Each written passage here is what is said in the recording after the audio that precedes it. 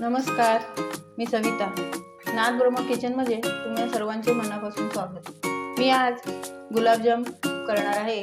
त्यासाठी आधी मी 200 ग्रॅमचं हे गुलाबजामचं गिट्सचं 200 ग्रॅमचं गुलाबजामचं पॅकेट घेतलेलं आहे. 200 ग्रॅम असलेलं हे गिट्सचं 40 गुलाबजाम याच्यामध्ये होतात असं लिहिलेलं आहे. तर ते 200 ग्रॅमचं मी गुलाबजामचं पॅकेट घेतलेलं आहे. त्यासाठी आधी मी पाक करायला घेते. त्यासाठी मी आधी 600 ग्रॅम साखर घेते. हा कप एक, हे 3 कप साखर म्हणजे 600 मिली होते. तर मी तेवढा खूप गोड होतो तो पाक. त्यासाठी मी फक्त 2 कप साखर घेते. इथं फार गोड नकोय मला पाक. आणि त्यासाठी मी 3 कप पाणी घेऊन हा पाक तयार करायला ठेवते.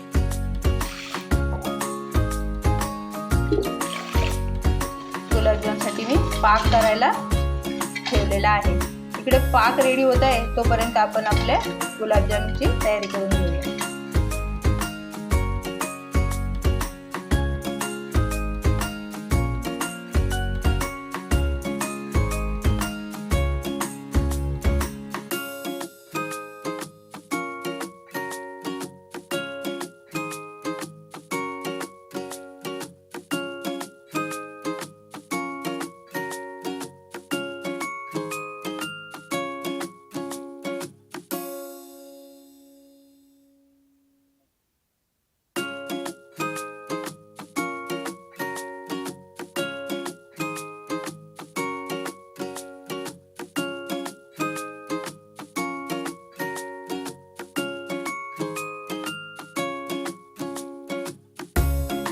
दहा मिनिटाच्या रेस्टनंतर पीठ बघा किती छान घट्ट असं झालेलं आहे.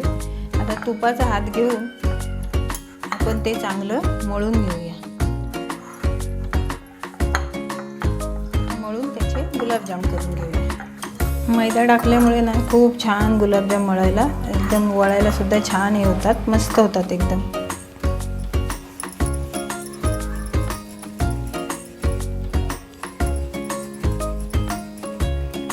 बघा किती मस्त गुलाबजाम झालेले आहे.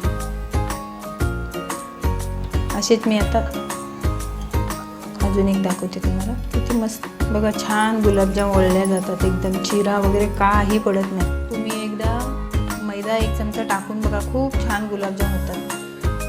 गुलाबजाम करून झालेले आहेत. आता आपण एकदम हळू गॅसवर मंद आचेवर त्यांना एकदम असे छान ब्राऊन रंगावर तळून घेऊया.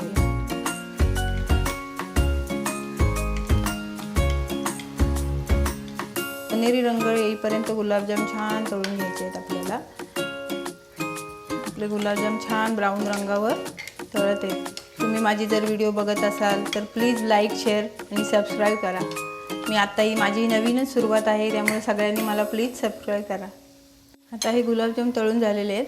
ते मी या डायरेक्ट पाकामध्ये टाकणार. पण हा पाक एकदम असा कोमट आहे, माझ्या हाताला सोचेल इतका कोमट आहे. कारण मैदा आहे ना, त्यामुळे खूप गरम पाक नको आहे आपल्याला. त्याच्यामध्ये लगेच ते हे होतं, बघाल तुम्ही आता.